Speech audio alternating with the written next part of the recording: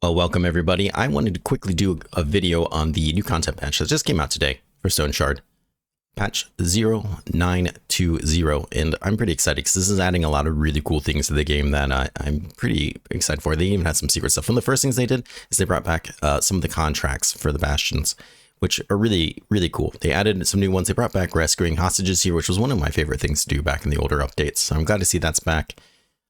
Different stuff like being able to destroy things. So it'll be cool to do new jobs for the Bastions. I'll also get more Bastion contracts kind of floating around. Will be really fun. Look at that. It looks fantastic.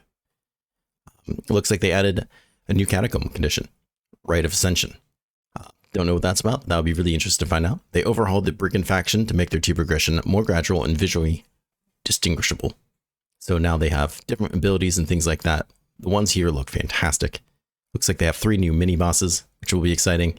Some new abilities from doing God knows whatever this stuff is to maybe throwing some things to more traps they might throw at us. So that will make things a little bit more spicy. Right now, I feel like the tier 5 bandit contracts are kind of the easiest ones. Looks like they also reworked each character's unique perks, which is really exciting.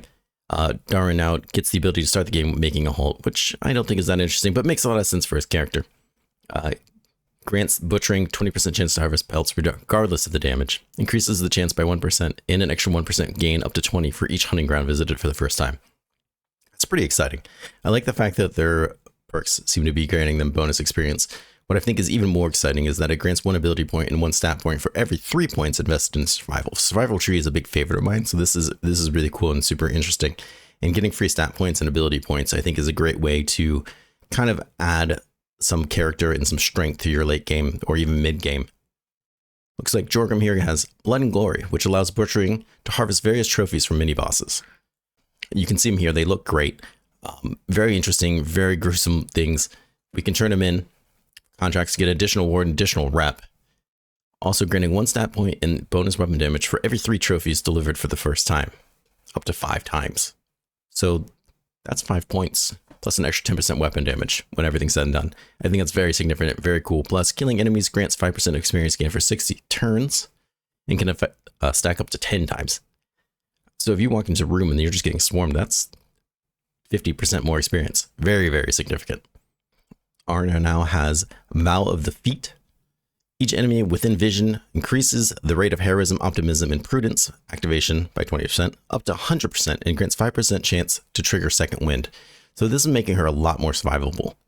I think that's a really interesting change. Each received level improves the effects of positive psych states by 3%. A little interested to see exactly what that's going to mean. Is these states going to be even better than what we're used to with her? Additionally, it reduces the cooldown between their activation by 50%.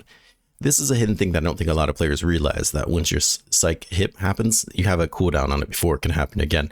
So this will be interesting. I think this is going to be a really cool way for her to be a little bit more different than everybody else, while at the same time getting interesting benefits that are kind of natural in game. Killing dangerous enemies grants additional experience depending on the character's level. I wonder if that means it goes up as your level goes up, or goes down as your level goes up. Doesn't really say. More info on that would be kind of nice. Jonah still has Magical Erudition, grants 5% power of the corresponding school and 5% miracle potency for each unique magic treatise in the inventory. So this will be an interesting thing just for her to keep books on herself to get that bonus, which is kind of cool. The thought of her just having a backpack full of magical books really kind of ties into the character lore that I have for her in my head at least. Grants 1% backfire chance for each magical treatise read for the first time, grants 1% bonus experience for each ability point invested into sorcery trees. I think this is a little bit more how she was before. It's nice to see they kind of added this, and I think having a passive that changes based on what you have in your inventory is kind of interesting too. Velmer now has With Great Vengeance. Killing mini bosses replenishes morale and sanity. I think that's different and interesting. I don't know how much that's going to really affect gameplay. If there's a boss or mini boss within vision, applies all enemies within vision a 1.5% damage taken for each mini-boss killed for the first time, up to 30%, and grants 1.5 experience gain for each mini-boss killed for the first time. So I imagine this is a stackable thing. I wonder if there's going to be a way that we can see how many you've killed and how much bonus you're getting up to. But the more mini-bosses or bosses you kill, the more enemies around them are going to be weaker. That's going to make clearing boss rooms easier as time goes on, which I think is a pretty interesting and unique idea. Grants 10% rep gain and 2 stat points for each boss killed. I'm going to assume when it says for each boss killed, it does not mean end of dungeon bosses. It means things like the giant troll and the manticore. Another thing that I think is really exciting is 55 new weapons and armor pieces, 17 of them unique, have been added to the game. And here's some of them right here. We can't tell which ones are unique, which ones aren't, just from these photos, but they look quite nice. And I'm excited to have a couple more things to potentially go find in our run that we're doing right now, trying to find unique items. 17 of them is quite the number. I don't know how many there are right now, but I would fair to say this might be doubling the amount. They added a new rare hunt trophies like the Golian liver, wolf tongue, moose kidney, troll gland, and boar tusks. That's really cool.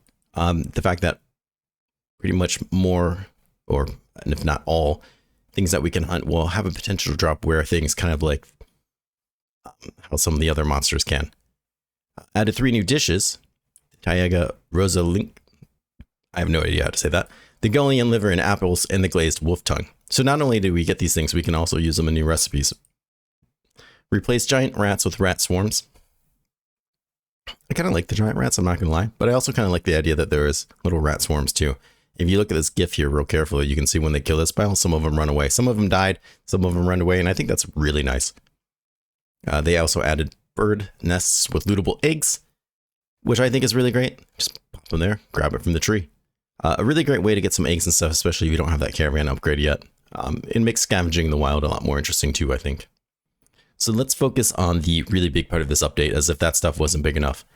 They've added 3 characters, which they never announced that they were going to do. We have Mahir of Janzith, which is pretty big. We get an elf. I'm super excited for that. He's a follower of the ancient teachings that interpret the path to be quite literal. He draws strength from long journeys in the relentless pursuit of self-improvement. We also have Leosthenes of Nistra, trained from childhood to serve as an aegaman, a bodyguard of the great despot. He knows better than anyone that traditional warfare and magic are far from mutual exclusive. I've seen a lot of people on Discord and Reddit talking about their different spellblade builds, and this guy seems to be built just for that. So this is a character I felt like is made just for these people who have been trying to juggle these different builds. It'd be really cool to see how this guy kind of looks and how it'll turn out. And then finally, we have Hilda of Jal. The seasoned huntress and shipwreck survivor relies not only on her own prowess, but also on the blessings of the spirits, which she appeases with regular offerings. So yeah, I'm pretty excited about these 3 characters. I want to launch the game. Now, this is part of a DLC, so when I wanted to play these characters, they showed up in the content, but it wouldn't let me select to play them until I actually went to the DLC page and added it to my library. So if you want to play these guys, you might have to do the same. But let's go launch the game. I want to see these characters in the game and see what they look like. We are at this character select screen that we all know and love, but look at this. We scroll down and there's even more showing up, and oh god, I can't. It's just so nice to have even more characters. It feels like it's been so long since we've had one added, and to get 3, it feels pretty awesome. And what's really nice here too, we have new symbols to show. It's I can't wait, because they added little conversation pieces, they said, to the new characters for the situations they'll be in, people that will see and greet them. So not only do we have another new race, kind of, or country he's from, it's really cool to get a little bit more lore and to see what will happen in the world. So let's start with him. He starts with Might and Magic. So specifically, this grants 1.5 magic power for each ability point invested into weaponry trees, while also granting 1.5 weapon damage for each ability point invested into sorcery trees. So this is one of those dual kind of build things where you really kind of shine when you're putting points into 2 different things. Seeing how he starts with maces, has shield and armored combat, warfare, and geomancy, that's pretty awesome. He also gets 2 experience, 2 extra % experience, and 2 max health and 2 max energy for each ability point invested into utility trees, not including the ones that he already has. So that would be things like warfare or armored combat. Shields, I believe, is a weapon one. So no matter what you pointed points into, you're basically getting something for it. All right, it says here, the personal guard of the great despot, the ruler of Nistra, is known as the Aegamanus. They are prepared for service from a young age. Suitable boys are sought across the country and sent to the gymnasium, where they are trained to excel in physical prowess, combat, and magical arts. One such boy was Leosthenes, sold for a bottle of wine by his perpetually drunk cobbler father.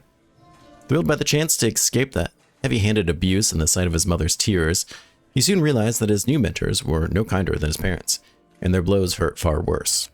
The years of hardship and discipline that followed only deepened his resentment towards his teachers, the despot, and the way of life. Oh, there's quite the story. The Shimmering Rebellion came to a head during the Oath of the Allegiance, when, in the front of the assembled court, he refused to kneel before the great despot. For such insolence, his mentor was executed on the spot, and he himself was thrown into a dungeon. His blatant defiance had earned him a far graver fate. By a stroke of great luck, the guards had too much to drink during the evening's festivities. He managed to seize the keys to his cell, steal a horse, and flee the capital. Pursued by the despot's men all the way to the border, he finally found refuge in Aldor. Here, a new life awaited him, free of compliance with senseless rules. Alright, so let's pick him and see what he looks like. So you can also... Okay, we start with a two-handed mace. I think that's pretty interesting. And let's look here. He's got unique gear. Got his doublet. It's a tier 2 armor. It's unique. 2 protection. A little bit of physical resistance, bleed resistant, bonus to weapon damage. A little bit of counter and dodge. Interesting. And magic power. So this is exactly what I would expect from someone who wants to kind of benefit from both. We also have his bracers. Looks to do about the same. Decreased fumble, decreased backfire, and decreased costs. Very interesting. Starts with some food. Starts with a flame flask. Okay. Half drink potion. Cool stuff. Oh yeah, this looks good. Back to the character select screen. Next we have Mahir, who I think might be my personal favorite. He's got lifelong journey, which grants him 0.33 experience gain and 0.33 fatigue resistance, up to a total of 33% for each location visited for the first time. The first time he visits a place, he activates vigor for 600 turns, unless it's a dungeon, in which case it's 900 turns. And anyone who's watched me play knows how much I love vigor, so this is big to me. Grants 1 ability point for each 6 ability points invested into an ability tree. Doesn't matter what ability tree. No more than once per tree. So this really kind of points him to be more of an all-rounder. Get 6 points in a tree, and then potentially drop that tree? I don't know. Comes with daggers, dual wielding, which is kind of interesting to me. Staves, athletics, and this is where it gets interesting, pyromancy and electromancy. But not geomancy. For story we have here that Mahir doesn't like to dwell in the past. Many years ago, he had everything many could dream of. A family, wealth, a high-ranking position, yet none of it brought him happiness or joy. Surrounded by luxury and worldly indulgences, Mahir was consumed by a growing sense of emptiness, with a single question lingering in his mind. Was it everything there is to life? One fateful night, a vagrant knocked at the gates of his estate seeking shelter. The stranger spoke to Mahir of many things, of the unity with the host Darir, who welcomed the righteous after death, of truth, of the discovery of which proceeded by a long and arduous path, and of a community of wandering dervish monks, who interpret the path as a literal journey, a quest to travel the entire world and master as many crafts as possible. For how else can one comprehend truth without experiencing countless different fates? The next morning, when his servants came to wake their master, they found an empty bed. Mahir had taken only what he needed, the road, and set out to follow his new teacher. Together, they roamed half the world, the known world, enduring countless trials, until the path brought them to Aldor. Here, their paths parted. On seeing the war-ravaged kingdom, Mahir decided to become a mercenary, seeking to experience the dangers and struggles of such a life firsthand. I think it's great. I'm really excited to see an elf, see somebody from Janzith. Elves inhabited vast lands from the Janus kingdoms. A small elven diaspora existed in Aldor as well, though they were met with a suspicion, regarded as outsiders and schemers. I'm really interested to see how this will interact with people in the Elvish Quarter in Bryn, and whether or not we'll be able to get more interactions or be able to talk to them. Is that so? Don't... So he looks pretty interesting. I'm really enjoying this. And then he's got some unique gear as well. Not to mention he starts with some of his food from his homeland and a half drink of coffee. That's pretty cool. So he has his garment, some physical resistance, bleed resistant, bonus energies, decrease the skill cost, extra experience gain right off the bat. I think that's pretty big level 1. Not to mention 5% fatigue resistance. With his boots here, he gets, once again, some more move resistance, bleed resistance, physical resistance, dodge chance, extra energy, and another 15 fatigue resistance. These boots don't protect well, but having 20% fatigue resistance from the very get-go, I think is a pretty big deal, especially for someone who's going to probably be throwing a lot of spells around. And he starts with a staff. No big deal there. But I like how some of these things are already kind of worn to really show that he's already been traveling and doing things. Alright, and then finally we have Hilda, the monster slayer. He is a dwarf, so it's nice to have 2 dwarf characters just to kind of see if anything really different happens behind him. It's felt like really we just had a bunch of humans and then a dwarf. I mean, technically we had someone from Scoutia, but still. So it would be cool to see somebody else that's another race. I assume just like the other dwarf, they won't be able to worship the host and get those bonuses. And probably the same for the elf too, I would think, but I don't know if there's anything else that they can do. So we'll have to see. Her unique trait is the Wild Hunt. She starts the game with resourcefulness, which I think is pretty nice. And a bone charm that can allow the characters to sacrifice special hunting trophies. Sacrifices grant the bone charm various bonuses that can be further empowered by killing respective animals and beastly bosses. None of this is super clear exactly what you have to kill, what you get, and what it does for you. So that would be really interesting to kind of discover. Each received level increases the threshold for activating negative effects caused by hunger, thirst, pain, and intoxication by 0.5%. I think that's really nice too, because one of my favorite things from the survival tree is the one that increases the threshold for those negative events from being hungry or tired or in pain. Raising that cap is really, really cool.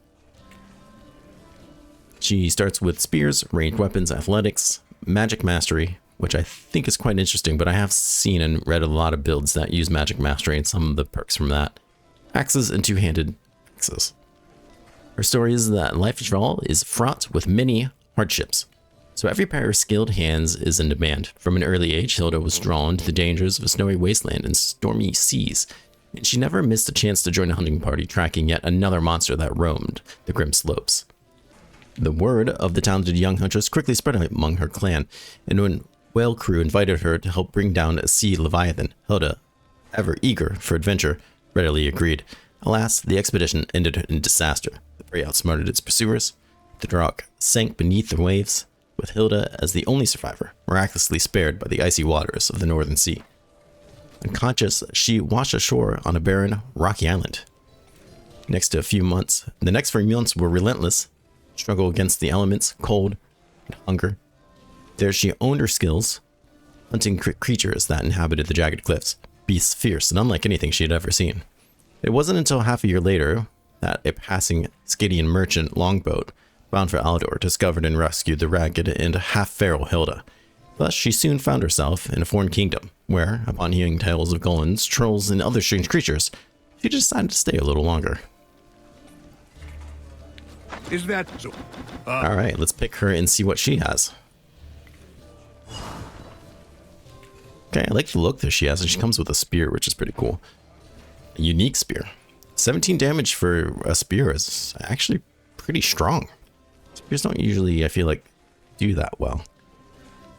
Let's see here. It has accuracy bonus and a bonus to fumble. That's really nice. A little bit of body part damage, armor damage. Okay. So this will be really great, because I bet you she already comes off with a pretty decent accuracy then.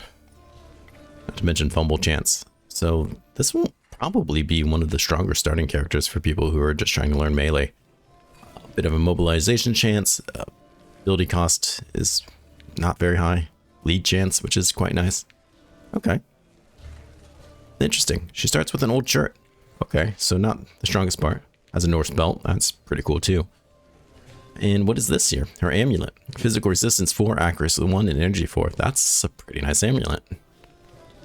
That's global physical resistance. And this must be her bone charm. On the inventory, grants bonuses that can be added through the crafting menu with rare hunting trophies. The bonuses are empowered by killing respective animals and are refreshed by using more trophies of the required type. This charm can grant up to 3 different bonuses simultaneously On reaching the limit, a new bonus will be replaced by the old one. The oldest one. Okay. So through the crafting menu. Bone charm. So what happens if I do this? Bound by oath till the end of days. You bet it is. So I just get +2 energy. Now having it in my inventory. Okay. I assume this roasted tough meat's not going to count. No, okay. I had a feeling. Interesting. And she comes with a net, and she comes with a spear. Or a spear, my lord. She comes with a spear already. And a bow. For those who can tell the difference. This is a really versatile and unique thing to have for a character. And it's really cool that you start off with it at level 1. One of my kind of sort of complaints about late game is when you start getting these really cool artifacts is you're already in the late game. So you start getting these really cool things, and if you're not maxed out level yet, you will be soon. And after that, you're already defeating the hardest thing, so having them is cool and might make it easier, but doesn't really help you do anything past that, because there is nothing past that. So it's cool to see a trophy early in the game that does something that will have an effect on what you do just from the get-go. I don't know. That's really cool. But I do want to thank everyone for coming along and being a part of this. It really means the world to me that you took time to check out something that I do a little different. I've never really done a video based on patch notes, but this seems like a pretty cool one, and it's going to have a lot of effects for future playthroughs and things of the such. I already know which one I want to play next. I already had an idea of which kind of character and build I want to do next, and wouldn't you know it, one of these characters actually seems perfect for it. So thank you so much. Please take care of yourself, stay safe, and if you want to see any of these characters or any of these things from the update, come watch my playthroughs of this game. It's a lot of fun. At least I have a lot of fun. Take care.